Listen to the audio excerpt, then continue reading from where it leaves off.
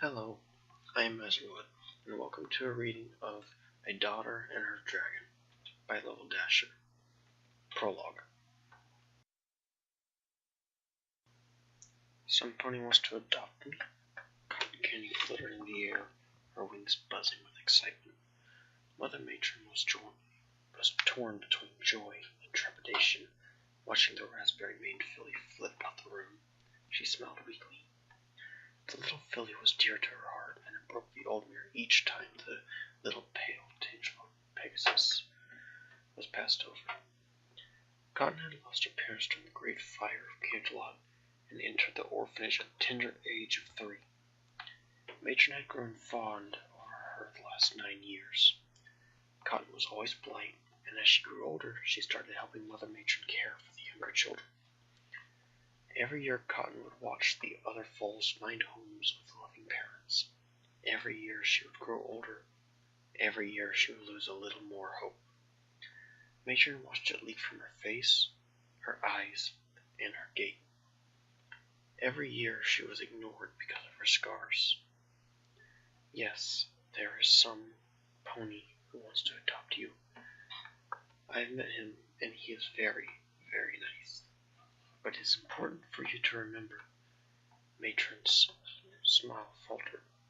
She feared she was setting Cotton up for disappointment. Ultimately, the decision is up to you. When Matron had received the letter bearing the seal of Her Royal Highness, Princess Twilight Sparkle, she had expected it would be in response to her request for more funding. She hadn't expected it to be a letter of sponsorship for adoption.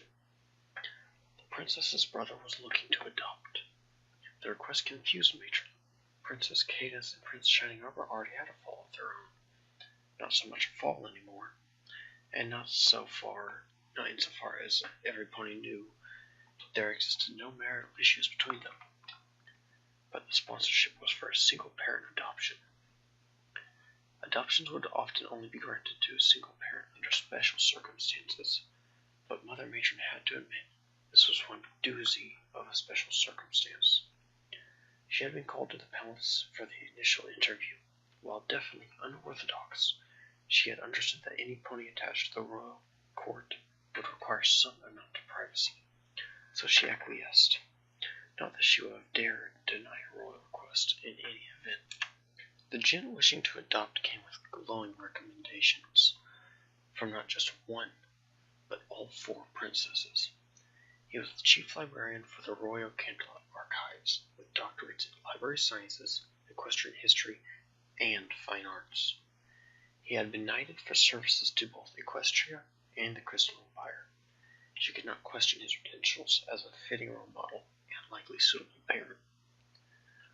What the letter had not mentioned was he stood 12 feet tall on all 4s and over 30 feet from muzzle to tail, with razor-sharp claws, green spines along his back, and gleaming purple scales, along with 2 large talon-tipped wings. It most certainly did not mention the massive white teeth that greeted her when he smiled.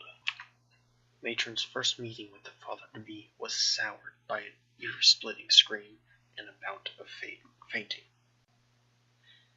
This was a dumb idea, Twilight. A deep voice resonated throughout the room. Hush, Spike, a softer voice chided. She'll be okay. Why don't you ask one of the staff to fetch us all some tea? Matron came to, with Princess Twilight Sparkle kneeling over her, waving smelling salts under her nose. She blinked her eyes and tried to pull herself up. Oh, Your Majesty! Mother Matron got to her hooves. She looked warily around the room. No pony was there aside from the princess and several guards. I am so very sorry. It must have been the excitement of coming to the palace. I thought I saw Spike re-entered the room. Tasty Twist wants to know if we'd like any pastries with the tea. Oh dear. Twilight chewed her lip nervously. Guards! Help! There's a dragon! Matron backed away from the door.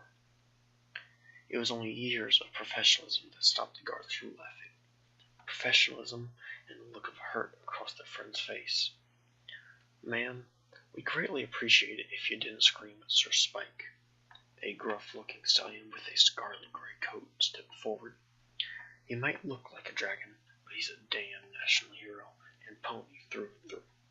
He's been protecting Equestria since before I was even a foal."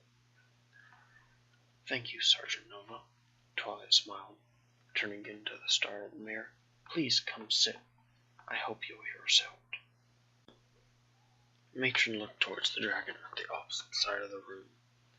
Aside from the aforementioned scales, spines, and teeth, she could admit he didn't look too threatening, and had certainly not done anything to make her think him a threat. She studied him closely and realized he didn't look that ferocious at all. The way he held himself, if he were a pony, would have shown dejection. In his eyes, no matter how reptilian, she could see his sorrow and pain. Matron cursed at herself under her breath and stood. "Your Majesty, I must apologize for my outburst, and Sir Spike, I beg you forgive my insult." Spike winced as she bowed deeply before them. "I have long taught my foals not to judge a pony by their outward appearance. It seems, even at my age, it is a lesson I should take to heart myself. My name is Mother Matron. I run Luna's orphanage." Twilight beamed, motioning for the mare to rise. "See, Spike? I told you it would be all right. Please, Mother Matron, come this way." She guided Mother Matron towards the small oak table where the three of them sat, or at least the princess and the older mare sat.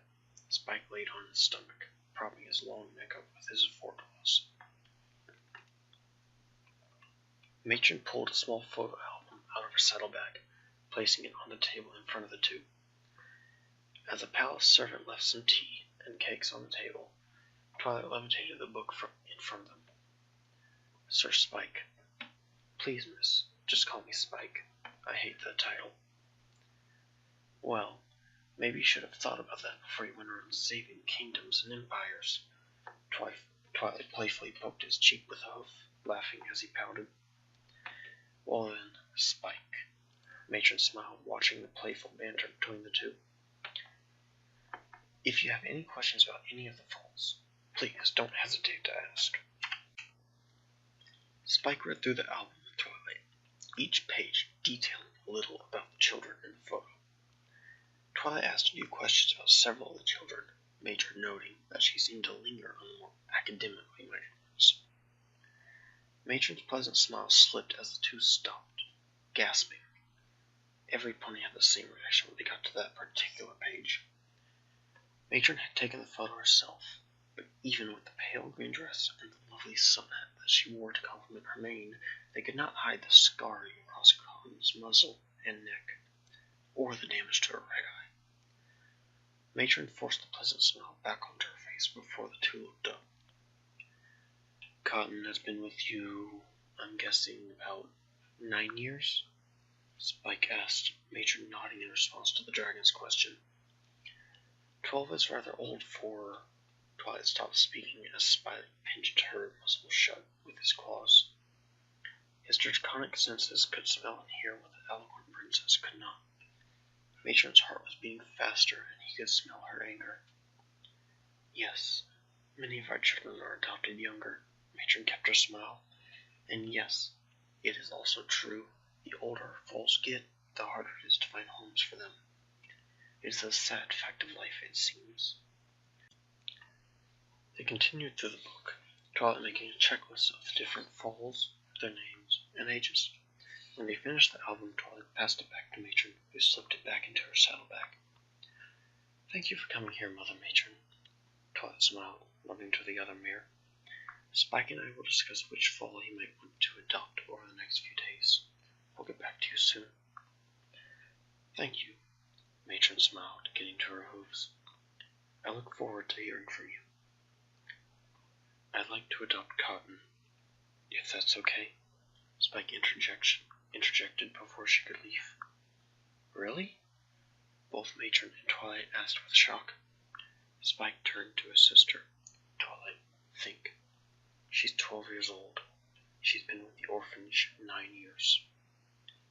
Oh, Twilight trailed off, looking away from the dragon, embarrassed. Are you certain, Sir Spike? Matron was visibly shaking. I am, he answered, nodding. And I know my wife would approve as well. Your wife? Matron cast her mind back to the application. It was for a single parent, she was certain. I'm sorry, I didn't realize you were married. I was married to a wonderful mare. She owned a boutique in Lower Camelot. We always wanted a child, but you can probably guess why that never came to pass. Spike's eyes watered at the memory. Twilight nuzzled his cheek, her fur getting matted by his tears. She was a wonderful friend, Twilight said with a smile. You probably learned about her in school. I'm sure you remember the element of generosity. Matron gasped. She knew the name well, and not just from her school days. Dame Rarity had donated tens of thousands of bits to charities and orphanages across Equestria. I loved Rarity more than life itself. We lost her 9 years ago,